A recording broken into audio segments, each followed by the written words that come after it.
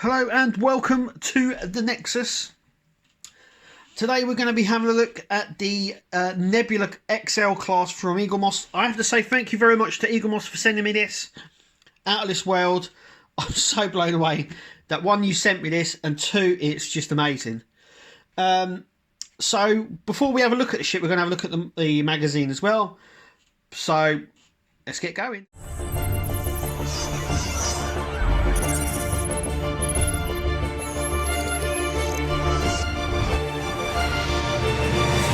Okay, before I go any further, I have to thank all of my patrons. Once again, you guys are out of this world. Thank you for supporting me and the channel. We're going to have a little look. So here's the magazine that we're going to do first. And then we'll take a look at the ship itself. The magazine is the smaller of the magazines, which is the sort of standard size they seem to be going with now. Nebula class.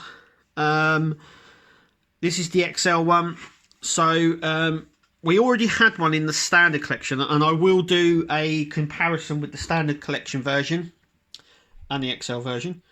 This is the in-universe section. As you can see, it just says Nebula class.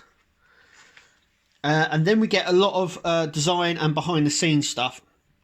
So this basically goes on what the Nebula class come from. Now, I'm a massive Star Trek fan, and I never knew that its very first appearance was the destroyed version, Wall 359, this version here. And then later we got the Phoenix, obviously, and then we got the Triangle version, and we got the Farragut just there as well. Sunderland up there. I do know these names. I am a geek. But yes, Nebula class is actually one of my favourite ships. I prefer it over the Galaxy class. I just think I love the compact look of it, and the feel of it just looks so good. Yeah, so this just goes through the design, how they designed it, how they came up with it, the last time it was filmed, when it's turned to CGI. And then it's in the Nebula class's first official appearance was The Wounded, where Maxwell here goes on his own little mission with the Phoenix, which is slightly different than the version we've got. It's got a round pod on it, but this goes into the storyline and obviously everything else. So, yeah. It's a really, really nice magazine. Nice little one. So, let's take a look at the ship. Okay, so this is the original size from the Legacy collection, or the Starship collection, the original collection. So this is it. I'm now going to show you the XL version. Now I know it's XL. I've got some of the Discovery ships, but this does not do it justice. I'm going to have to use two hands to bring it over. Look at that. Oh, it's so much bigger. And it's got so much more detail as well on it. So I'm just going to show you this original one. You can see the Aztec on it. It's very light, but you can see it. There is some detail, but I think on a smaller scale, and obviously no detail on the back here at all, on a smaller scale you tend to lose it. But there it is. There's the small one, the original. And this monster is the XL version, and I've got to say, I'm loving it. The Aztec on this is so heavy as well. This whole saucer section here is die cast. The whole thing is die cast, except this on top and the bits underneath, which are plastic.